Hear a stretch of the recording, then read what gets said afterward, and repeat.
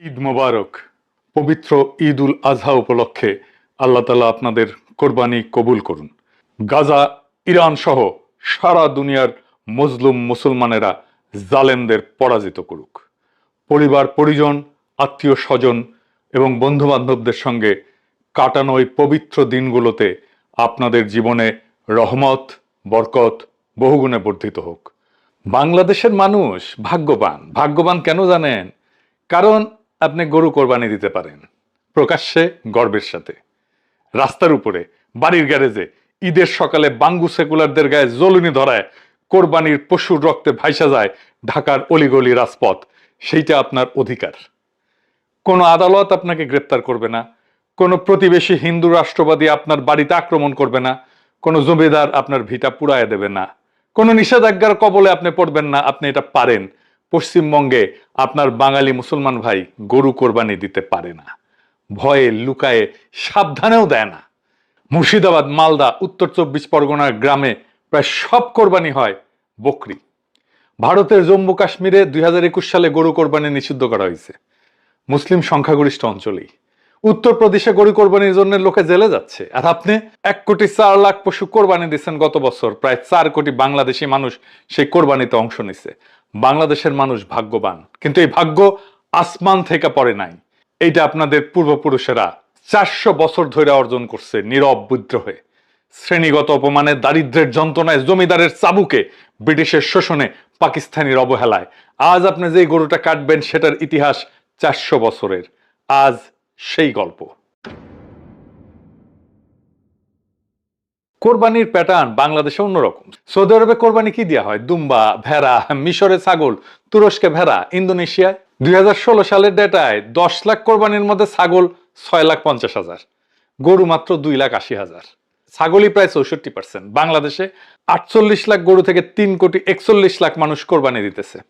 ছাগল ভেড়া থেকে 55 লাখ মানুষ। মানুষের অংশগ্রহণে গরুর কোরবানি 86%। বাংলাদেশে কোরবানির 90% বেশি মাংস আসে গরু থেকে। বাঙালি মুসলমানের কাছে গরু একটা বিশেষ পশু। কেন বিশেষ? কারণ এই উপমহাদেশে গরু কোরবানি নিষিদ্ধ ছিল 350 বছর। বাঙালি মুসলমানের গরু কোরবানি দেওয়ার অধিকার আজও পশ্চিমবঙ্গে নাই, আজও কাশ্মীরে নাই, আজও উত্তরপ্রদেশে নাই, শুধু এই দেশে আছে, বাংলাদেশে।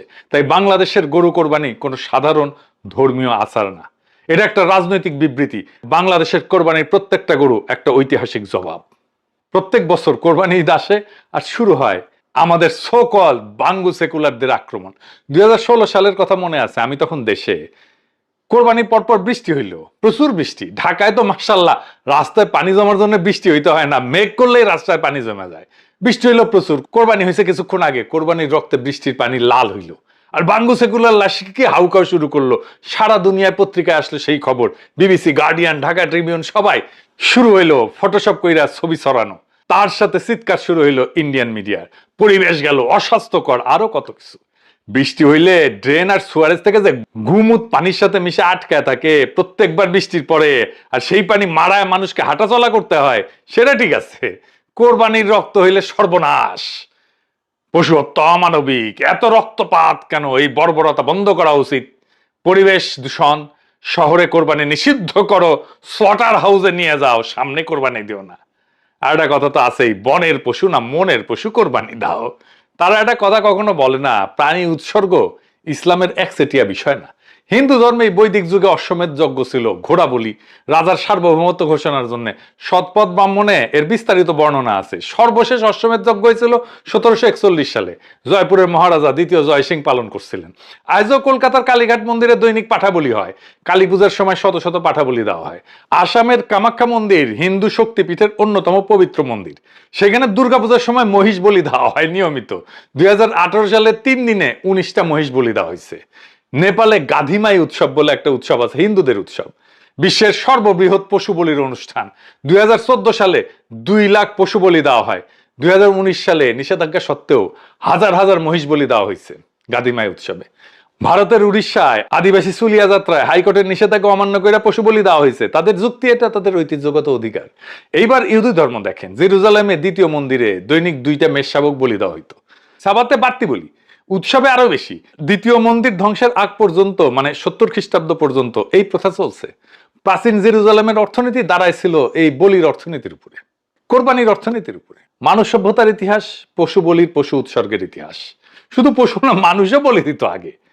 প্রত্যেকটা ধর্ম, প্রত্যেকটা সংস্কৃতি, প্রত্যেকটা মহাদেশে উৎসর্গ ছিল। তাহলে শুধু মুসলমানের কোরবানিকে কেন আক্রমণ? কারণ আক্রমণটা পশু হত্যার বিরুদ্ধে না, এটা মুসলমানের সার্বভৌমত্বের বিরুদ্ধে। সেটা কি রকম? এইটা মুসলমানের বিরুদ্ধে সাংস্কৃতিক যুদ্ধ। সাংস্কৃতিক যুদ্ধ শুরু সবসময় অন্যের সবচেয়ে কেন্দ্রীয় সিম্বলকে আক্রমণ করে, কেন্দ্রীয় প্রতীককে আক্রমণ করে। আমরা কাকে আক্রমণ করি? রবীন্দ্রনাথ। কেন? কারণ রবীন্দ্রনাথ বাঙালি ভদ্রলোক, হিন্দু আধিপত্যের সাংস্কৃতিক চূড়া। যত প্রতিভাবানই হোক, তিনি একটা শ্রেণীর প্রতিনিধি, জমিদার শ্রেণীর। আমরা বলি রবীন্দ্রনাথ বাঙালি মুসলমানের ভাষাকে অস্বীকার করছেন, তার সাহিত্যে মুসলিম চরিত্র নাই, তিনি ঢাকাকে রাজধানী করে পৃথক প্রশাসনিক এলাকা করার বিরুদ্ধে দাঁড়াইছিলেন, মানে আমাদের সার্বভৌমত্বের বিরুদ্ধে দাঁড়াইছিলেন।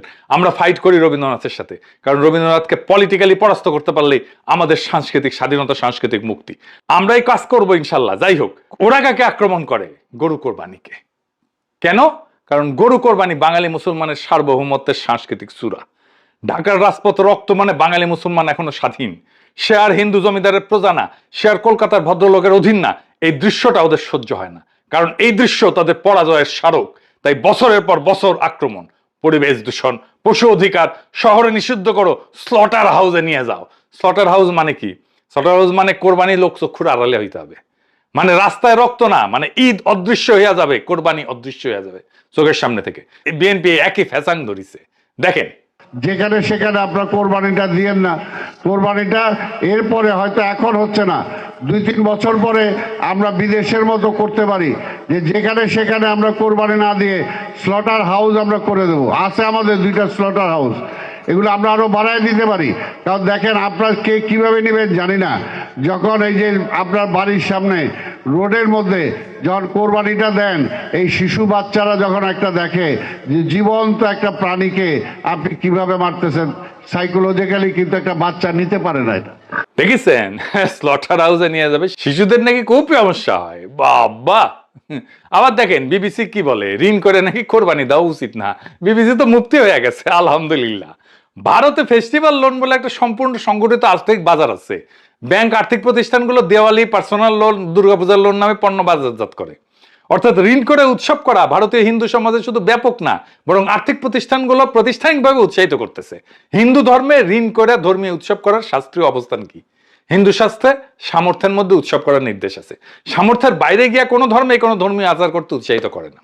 অর্থাৎ ধর্মীয় বিধান অনুযায়ী যদি প্রশ্ন তোলা হয়, হিন্দু ধর্মে ঋণ করে উৎসব করার বৈধতা নিয়ে প্রশ্ন করার শাস্ত্রীয় উপাদান বিদ্যমান আছে। কিন্তু এটা কোনো মেইনস্ট্রিম মিডিয়ার বিতর্কের বিষয় না। বিবিসি কখনো এটা নিয়ে স্টোরি করে নাই। হিন্দুরা সামর্থ্যের বাইরে গিয়া অযৌক্তিক ধর্মীয় ব্যয় করতেছে কিনা এই নৈতিক ফ্রেমে কোনো স্টোরি করে নাই। অথচ একই বিবিসি কোরবানির ক্ষেত্রে ঠিক একই ফ্রেম ব্যবহার করে। আর্থিক সামর্থ্য না থাকার পরেও শুরু করে একটা মরাল জাজমেন্ট উপস্থাপন করে। এটা কোনো ব্যক্তিগত এডিটোরিয়াল বায়াস না, বরং এটা একটা প্যাটার্ন। মুসলিম ধর্মীয় আচরণকে বাই ডিফল্ট র্যাশনালিটি টেস্টের মুখোমুখি দাঁড় করানো হয়। তোমার এই ধর্মের আচারটা যৌক্তিক কিনা, এটা কি স্বাস্থ্যসম্মত, এটা কি যুক্তিযুক্ত, এটা কি অর্থনৈতিকভাবে যৌক্তিক। অথচ হিন্দু বা অন্যান্য ধর্মের এই ধরনের আচরণকে কখনোই মরাল জাস্টিফিকেশনে বোঝা বহন করতে হয় না। তালাল আসাদ, সাবা মাহমুদ ওনারা দেখাইছেন কিভাবে সেকুলার লিবারেল মিডিয়া মুসলিম ধর্মাচরণকে জাস্টিফিকেশনের বোঝা বহন করতে বাধ্য করে। হিন্দু জমিদার 350 বছর যা করছিল, কোরবানি অদৃশ্য রাখা, সেটাই এখন বিএনপি আর সেকুলারদের ভাষায় ফিরে আসতেছে। এইগুলো ধুনফুন মুখোশ মাত্র। আসল লক্ষ্য কোরবানির ভিজিবিলিটি কমাও, মানে বাঙালি মুসলমানের সার্বভৌমত্বের ভিজিবিলিটি কমাও। 350 বছরের নিষেধাজ্ঞা। বাংলায় গণহারে ইসলাম গ্রহণ শুরু হয় 1500 থেকে 1600 সালের পরে। প্রথম 300 বছর বাঙালি মুসলমান শুধু নামেই মুসলমান ছিল, নামাজ টামাজ পড়তো না, কোরআনের ছাপা কপিও ছিল না, আরবিও জানতো না, পড়তেও পারতো না। মাঝের 300 বছর শুধু নামে। কিন্তু এই 300 বছর একটা জিনিস তারা শিখছিল, গরু খাওয়া যাবে না। কেন? 2টা কারণ। এক, জমিদারি। বাংলার বেশিরভাগ জমিদার ছিল হিন্দু। সংখ্যালঘু যে মুসলিম জমিদার ছিল তাদের জায়গাও নগণ্য ছিল। সবচেয়ে বড় যে মুসলিম জমিদার ছিল সৈয়দ নবাব আলী চৌধুরীর জমিদার, তার জমিদারিকে 100 দিয়ে গুণ করলেও নাটোরের রানী ভবানীর জায়গিরের সমান হয় না। হিন্দু জমিদারির এলাকায় গরু জবাইয়ের অলিখিত নিষেধাজ্ঞা ছিল। কেউ চুপি চুপি দিলে শাস্তি, প্রজার ভিটা পুড়ায় দেওয়া হইতো, জমি কেটে নেওয়া হইতো। 2 নম্বর হচ্ছে দারিদ্র। নতুন যারা মুসলমান হয়েছিল এই ভূখণ্ডে, তা পরিবারগুলো সবাই ছিল দরিদ্র, উঠে আসছিল দলিত সম্প্রদায় থেকে, বৌদ্ধ সম্প্রদায় থেকে। তার হালের গড়ি সম্বল, ওটারে কোরবানি দিলে কৃষিকাজ করবে কেমনে? 80-র দশকের আগেও বাংলাদেশের সাধারণ মানুষ বছরে একটা মুরগি কাইটা খাইতো কমই, গরু কোরবানি দিবে কেমনে? ফারাজি আন্দোলনের পর প্র্যাকটিসিং মুসলমান হইতে শুরু করলো বাঙালি, কিন্তু গরু কোরবানি এইটা তখনও শুরু হয় না। পাকিস্তান হওয়ার আগ পর্যন্ত 350 বছর এই দেশে সত্যিকার অর্থে গরু কোরবানি পালিতই হয় নাই। বাঙালি মুসলমান চিনছিল ঈদ, চিনছিল নামাজ, চিনছিল রোজা, গরু কোরবানিকে চেনে নাই, কারণ চিনতে দেওয়া হয় নাই। এখন একটু পশ্চিমবঙ্গের দিকে তাকান, ওই পারে আজও বাঙালি মুসলমান গরু কোরবানি দিতে পারে না, দেয় না, ভয়ে সংকোচে লুকায়। মুর্শিদাবাদ, মালদা, উত্তর 24 পরগনা গ্রামে গ্রামে মুসলমান বাড়ি আছে, কিন্তু গরু কোরবানি ওইখানে পাবলিক স্পেকটাকল না। প্রায় সব কোরবানি ছাগল, কারণ ওপারে হিন্দু সংখ্যাগরিষ্ঠতা। 300 বছরের নিষেধাজ্ঞা আজও জারি আছে, সেটা আইনি না, সামাজিক, কিন্তু কার্যকর। আর এপারে কোরবানি একটা স্পেকটাকল। দুটেই শহর, একই বাঙালি, একই ভাষা, একই খাবার, একই কালচার, পার্থক্য একটাই, এই পারে সার্বভৌমত্ব আছে, ওই পারে নাই। বাংলাদেশের গরু কোরবানি সার্বভৌমত্বের প্রকাশ। ঢাকার প্রত্যেকটা গরু কোরবানি একটা ঐতিহাসিক জবাব। 350 বছর যে গরু আমরা কাটতে পারি নাই, আজ সেটা পারি, প্রকাশ্যে পারি, গর্বের সঙ্গে পারি। এটাই বাঙালি মুসলমানের সবচেয়ে বড় কালচারাল অ্যাচিভমেন্ট। এটাই 1947-এর সবচেয়ে বড় কংক্রিট অর্জন। ভাষা আন্দোলন, হ্যাঁ অবশ্যই বড় অর্জন, স্বাধীনতা যুদ্ধ অবশ্যই বড় অর্জন, কিন্তু এই দুইটার চাইতো পুরানো একটা যুদ্ধ ছিল বাঙালি মুসলমানের গরু কাটতে পারার যুদ্ধ। সেটা জিতলো 1947-এ, আর সে বিজয়ের উৎসব হইতেছে ঈদ উল আজহা। কিন্তু সমস্যা একটাই, জিতছিল ঠিক, কিন্তু পালন করার সামর্থ্য ছিল না। 1947 থেকে 1990 আমরা অধিকার পাইছি, সামর্থ্য নাই। 1947-এর পর আইনি বাধা গেল, জমিদারি গেল, কিন্তু সামর্থ্য আসতে আরো 50 বছর লাগলো। কারণ 550 বছর হিন্দু কায়স্থ ক্ষত্রিয়ের কাছে মার খাইছে মুসলমানেরা, 200 বছর ব্রিটিশের গোলামি করছে, তারপরে 2 যুগ পাকিস্তানি শোষণ। এই 800 বছরের ঘা এক প্রজন্মে তো শুকায় না। অর্থনৈতিক ঘা শুকাইতে আরো 20 বছর। 1990 সাল পর্যন্ত শোষিত বাঙালি গরু কোরবানি দেওয়ার সামর্থ্য অর্জন করতে পারে নাই।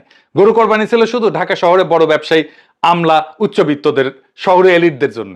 গ্রামের শরিকি বা একান্নবর্তী পদ্ধতি ছাড়া গরু কোরবানি দেওয়াই যেত না। অধিকার পাইছি, সামর্থ্য পাই নাই, বিজয় পাইছি, উদযাপন করতে পারি নাই। 1990 থেকে 2018 মধ্যবিত্তের উত্থান হলো। 1990-এর পর বাংলাদেশে প্রথমবার সত্যিকারের একটা মধ্যবিত্ত শ্রেণী জন্মাইল। মধ্যবিত্ত বাড়ার সাথে সাথে গরু কোরবানিও বাড়লো। 1990 থেকে 2018, 28 বছরে এই দেশের সাধারণ মানুষ প্রথমবার গরু কোরবানি সত্যিকার অর্থে দিতে শুরু করলো। প্রথমবার 350 বছরের নিষেধাজ্ঞা বিজয় উদযাপন হইল। বিবিএস এর জরিপ বলে 2016 সালে দৈনিক মাথাপিছু মাংস খাইতাম আমরা 25.4 গ্রাম, 2022 এটা দাঁড়াইলো 40 গ্রাম, 6 বছরে প্রায় অর্ধেক বৃদ্ধি হইল। এই দেশের ইতিহাসে প্রথমবার গরু কোরবানির গণতন্ত্রায়ন হইতে শুরু করছিল। ঠিক তখনই একটা ধাক্কা আসলো, কই থেকে? দিল্লি থেকে। কিভাবে? মোদী সরকার 2014-তে ক্ষমতায় আসলো ইন্ডিয়ায়, বিএসএফ কে নির্দেশ দিল সীমান্তে গরু চোরাচালান বন্ধ করতে হবে। 2014 সালে ডিসেম্বরে স্বরাষ্ট্রমন্ত্রী রাজনাথ সিং প্রকাশ্যে বিএসএফ কে ধন্যবাদ দিল। কিন্তু এই হামলার একটা চমৎকার দিক আছে। বাংলাদেশে 2020 সালে কোরবানির পশু উৎপাদনে স্বয়ং সম্পূর্ণ হয়ে গেল, মার্শাল্লাহ। কিন্তু না, মোদী তার সব কার্ড তখনও খেলে নাই। ভারত থেকে গরু আসা বন্ধ ছিল, এটা প্রথম ধাপ ছিল। মোদীর কৌশল ছিল ট্রিপল লেয়ার, 3টা লেয়ারে। দ্বিতীয় ধাপ ছিল গোখাদ্যের সাপ্লাই চেন। বাংলাদেশে পশু খাদ্যের 60% কাঁচামাল আমদানি করতে হয়, প্রধানত ভুট্টা, সোয়াবিন। এই কাঁচামালের একটা প্রধান সাপ্লায়ার হয়েছে ভারত। 2021 সালে কি হইলো?